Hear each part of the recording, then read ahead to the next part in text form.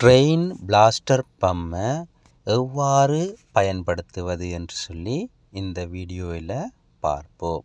இப்போ நீங்கள் பார்க்குறது வந்து ட்ரெயின் பிளாஸ்டர் பம்முக்குரிய பாக்ஸ். இப்போ இன்சைடில் என்ன இருக்குதுன்னு சொல்லி பார்ப்போம். அதுக்காக நாங்கள் கார்ட்டூனை ஓப்பன் பண்ணுவோம்.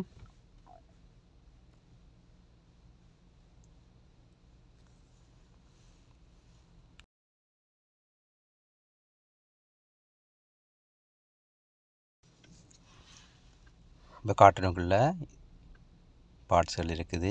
இதுதான் மெயின் பம்ப். இந்த பம்மை பயன்படுத்தி எவ்வாறு நாங்கள் பிளாக்கை ரிமூவ் பண்ணுறது, அதாவது க்ளீன் பண்ணுறதுன்னு சொல்லி பார்ப்போம். இதில் பார்த்தீங்கன்னு சொன்னால் பேட் தந்திருக்கணும், எக்ஸ்ட்ரா ஒரு புஷ் தந்திருக்கணும். இது வந்து பம்ப் பண்ணுறதுக்குரிய ஹேண்டில், 2 நொசில்ஸ் தந்திருக்கணும். இந்த பம்மை நாங்கள் எவ்வாறு பயன்படுத்துகிறேன்னு சொல்லி பார்ப்போம்.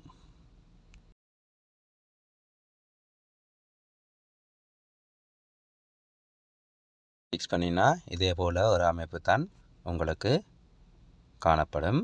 இதை நாங்கள் முதல்ல ஓப்பன் பண்ணி பார்ப்போம், உள்ளுக்கு என்னென்ன பார்ட்ஸ் இருக்குன்னு சொல்லி.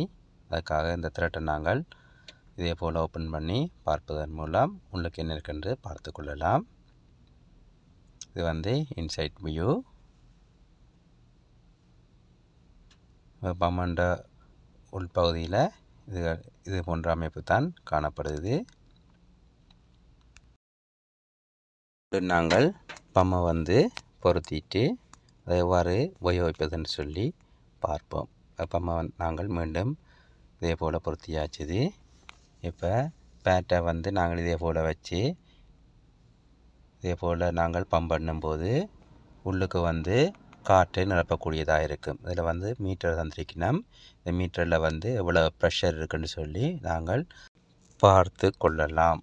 இப்போ வந்து நாங்கள் பம்முக்குள்ளே வந்து வாயுவை நிரப்பிட்டோம்.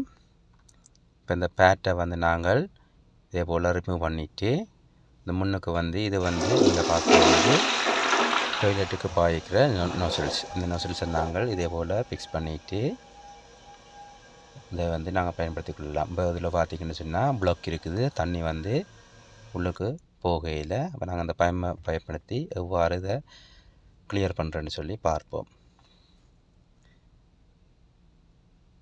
பம்மில் வந்து இதே போல் ஒரு லிவர் இருக்குது. இந்த லிவர் அமர்த்தும் போது உள்ளுக்கு காற்று வந்து ப்ளாக்கை கிளியர் பண்ணுது. இதே போல் நீங்கள் காற்று அடித்த பிறகு பம்மை வந்து இதே போல் நீங்கள் உள்ளுக்கு விட்டு லாக் பண்ண வேண்டும். லாக் பண்ணிவிட்டு இதில் லிவர் இருக்குது. லிவரை நீங்கள் ப்ரெஷ் பண்ணதன் மூலம் சூட் பண்ணி கொள்ளலாம். இப்போ இந்த நொசில்ஸை வச்சு கீழுக்கு இருக்கிற ட்ரைனேஜை எவ்வாறு க்ளீன் பண்ணுறேன்னு சொல்லி பார்ப்போம்.